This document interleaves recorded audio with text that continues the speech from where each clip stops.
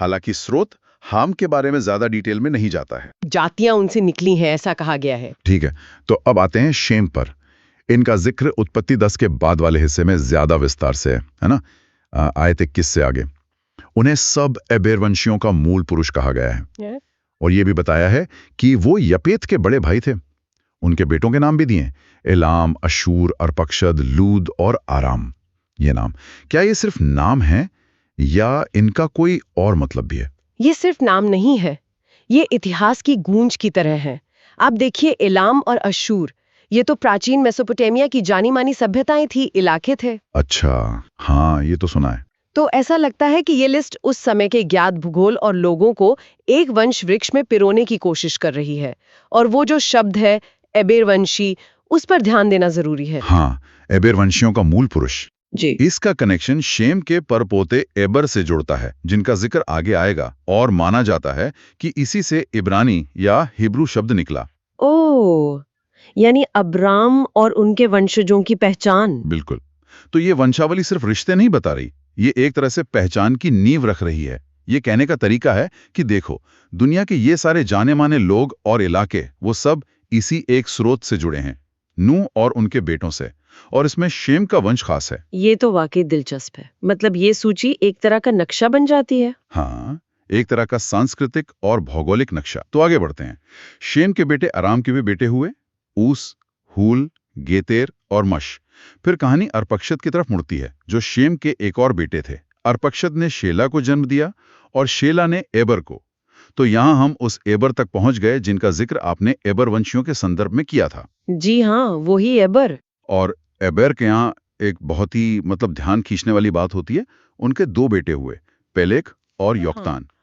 और पेलेग का नाम, इसके बारे में खास तौर पे लिखा है, उत्पत्ति 10:25 कहता है कि उसका नाम पेलेग इसलिए रखा गया कि उसके दिनों में पृथ्वी बट गई। पृथ्वी का बंट जाना, ये सुनने में कितना नाटकीय लगता है ना?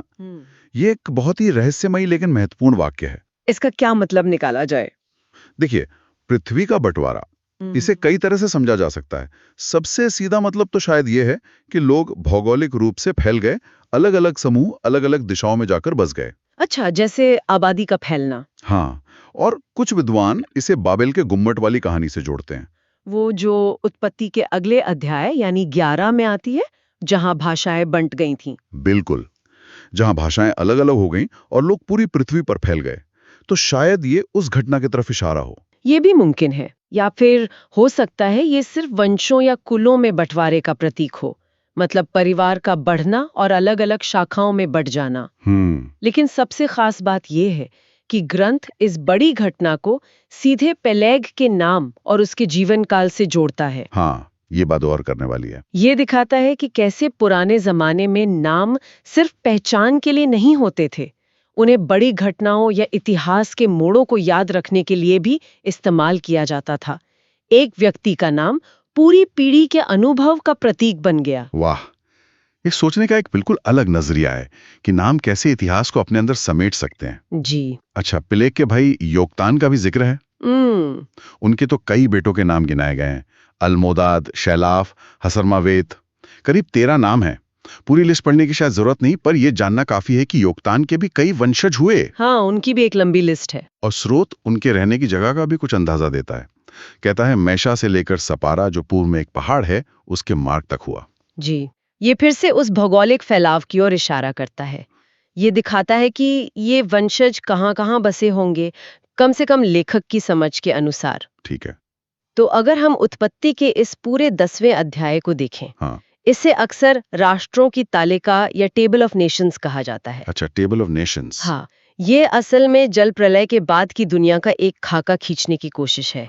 ये दिखाता है कि कैसे नूह के 3 बेटों से, यहाँ खासकर हाम और शेम के वंशजों से, उस समय की ज्ञात दुनिया आबाद हुई। मतलब एक तरह से दुनिया का पारिवारिक नक्शा। बिल्कुल। और इसकी संरचना देखिए, बार बार दोहराई जाती है। लोग अपने कुलों, भाषाओं, देशों और जातियों के अनुसार बंटे।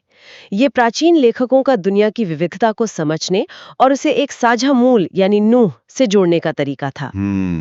ये सिर्फ लिस्ट नहीं है, ये एक वर्ल्ड व्यू है। सही कहा, ये व्यवस्था और जुड़ाव पर जोर देता है। तो उत्पत्ति 10 ने हमें एक तरह का बड़ा नजारा दिया दुनिया कैसे फैली, लेकिन कहानी और गहरी होती है, खासकर जब हम शेम के वंश पर और ध्यान देते हैं। हाँ, अध्याय 11 में फोकस शिफ्ट होता है। उत्पत्ति अध्याय 11 हमें इसी वंश रेखा का एक क्लोजअप देता है, और इसमें समय का तत्व भी जुड़ जाता है ना? जी बिल्कुल, इसमें उम्र और पीढ़ियों का हिसाब है। ये जल प्रलय के ठीक 2 साल बाद शुरू होता है। चलिए इस पर गौर करते हैं।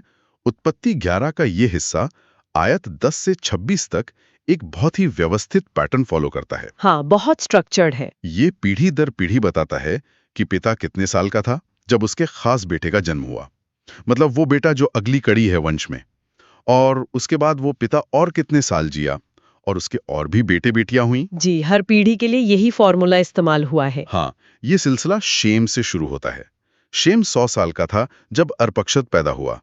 शेम उसके बाद 500 साल और जिया, लंबी उम्र। फिर अर्पक्षद 35 का था जब शेला पैदा हुआ। अर्पक्षद 403 साल और जिया। शेला 30 का था जब एबेर पैदा हुआ। हाँ, वही एबेर। हाँ, एबेर वंशी वाले एबेर। शेला भी 403 साल और जिया। फिर एबेर 34 का था जब पेलेग पैदा हुआ। वही पृथ्वी बटने वाला पेलेग। हाँ, एबेर उसके बाद 430 साल और जिया। पेलेग 30 का था जब रू पैदा हुआ। पेलेग 209 साल और जिया। रू 32 का था जब सरूग पैदा हुआ। रू 207 साल और जिया। सरूग 30 का था जब नाहोर पैदा हुआ। सरूग 200 साल और जिया। और आखिर में नाहोर 29 साल का था जब तेरा पैदा हुआ। नाहोर 119 साल और जिया। उम्र धीरे धीरे कम होती दिख रही है। हाँ, ये बात ध्यान देने वाली है। हर पीढ़ी के साथ जन्म के समय पिता की उम्र और फिर उसकी कुल उम्र का जिक्र, ये सिर्फ नामों की सूची से कहीं ज्यादा है। इसमें एक गणितीय सटीकता लाने की कोशिश दिखती है। इसमें 2 बातें खास तौर से उभरती हैं। बताइए। पहली तो ये जो आपने नोट किया, उम्र का कम होना। अगर हम बाइबल के पूरे संदर्भ में देखें, हालांकि ये सीधे इन आयतों में नहीं है, तो जल प्रलय के बाद इन पीढ़ियों की उम्र धीरे धीरे कम होती जाती है। जल प्रलय से पहले के जो पात्र थे, उनकी उम्र तो सैकड़ों सालों में बताई जाती है। हाँ, वो तो अविश्वसनीय लगता है। तो ये शायद मानव जीवन में एक बदलाव का संकेत हो। लेकिन दूसरी ओर शायद ज्यादा महत्वपूर्ण बात इस संरचना का उद्देश्य है। क्या उद्देश्य? ये सिर्फ रिकॉर्ड रखने के लिए नहीं है।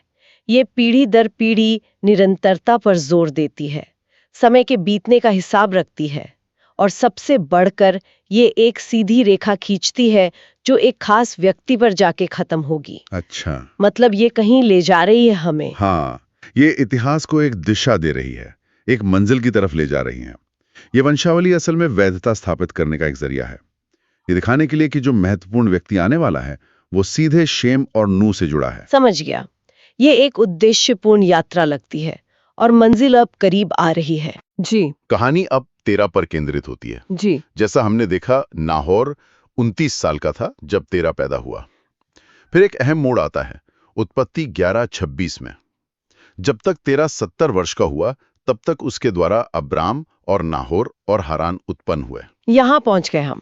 हाँ, यहाँ हम बाइबल के सबसे जाने माने पात्रों में से एक अब्राम, जो बाद में अब्राहम कहलाए, उनके पिता तक पहुंच जाते हैं। आप कहानी एक खास परिवार पर सिमट आती है। बिल्कुल।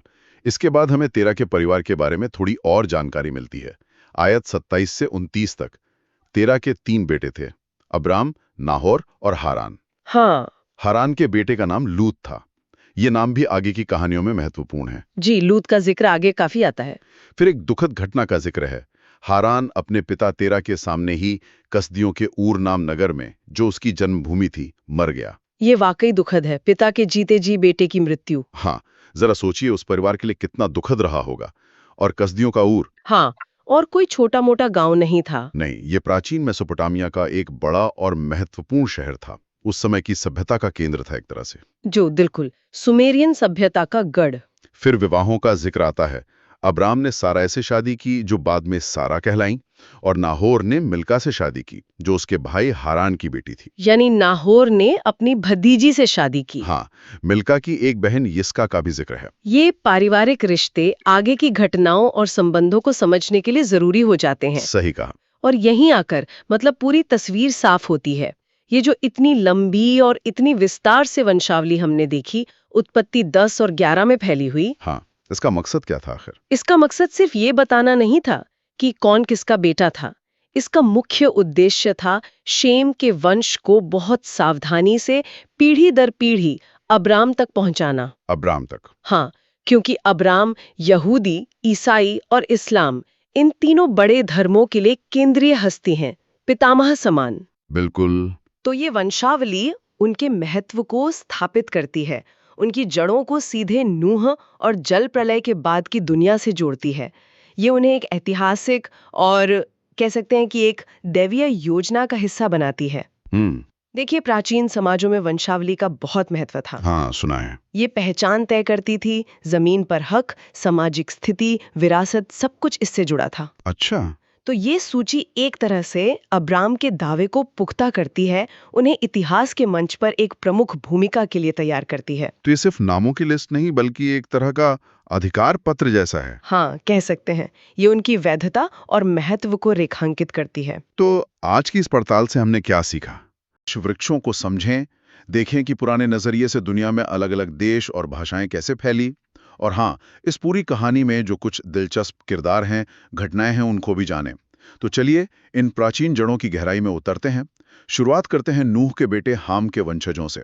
उत्पत्ति 10 में एक लाइन है, हाम के वंश में यही हुए और ये भिन्न भिन्न कुलों, भाषाओं, देशों और जातियों के अनुसार अलग अलग हो गए। तो यहाँ एक शुरुआती तस्वीर मिलती है कि कैसे एक परिवार से अलग अलग समूह बने और फैले। हालांकि स्रोत हाम के बारे में ज्यादा डिटेल में नहीं जाता है। जातियां उनसे निकली हैं, ऐसा कहा गया है। ठीक है, तो अब आते हैं शेम पर। इनका जिक्र उत्पत्ति 10 के बाद वाले हिस्से में ज्यादा विस्तार से है ना? आयत 21 से आगे उन्हें सब एबेर वंशियों का मूल पुरुष कहा गया है। और यह भी बताया है कि वो यपेत के बड़े भाई थे। उनके बेटों के नाम भी दिए, एलाम, अशूर, अर्पक्षद, लूद और आराम। ये नाम, क्या ये सिर्फ नाम है या इनका कोई और मतलब भी है? ये सिर्फ नाम नहीं है, ये इतिहास की गूंज की तरह है। आप देखिए, एलाम और अशूर, ये तो प्राचीन मेसोपोटामिया की जानी मानी सभ्यताएं थी, इलाके थे। अच्छा, हाँ, ये तो सुना है। तो ऐसा लगता है कि ये लिस्ट उस समय के ज्ञात भूगोल और लोगों को एक वंश वृक्ष में पिरोने की कोशिश कर रही है। और वो जो शब्द है एबेर वंशी, उस पर ध्यान देना जरूरी है। हाँ, एबेर वंशियों का मूल पुरुष जी। इसका कनेक्शन शेम के परपोते एबर से जुड़ता है, जिनका जिक्र आगे आएगा, और माना जाता है कि इसी से इब्रानी या हिब्रू शब्द निकला। ओह, यानी अब्राम और उनके वंशजों की पहचान।